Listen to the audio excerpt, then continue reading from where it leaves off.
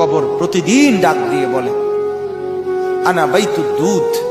প্রত্যেকের কবর প্রত্যেককে ডেকে বলে, ও আল্লাহর বান্দা, জানো আমি পোকামাকড়ের ঘর, পোকামাকড়ের ঘর।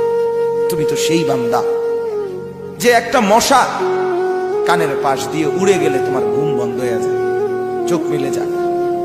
একটা মশার গুনগুন আওয়াজ সহ্য করতে পারো না। একবার কয়েল, একবার অ্যারোসোল, একবার মশারি, এরপরেও তুমি চাও যে একটা মশাও যেন আমার কানের কাছে গুনগুন না করে।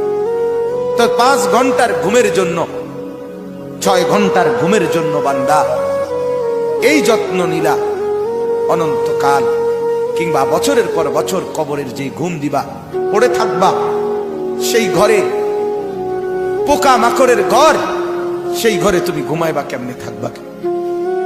আমার বাপ, আমি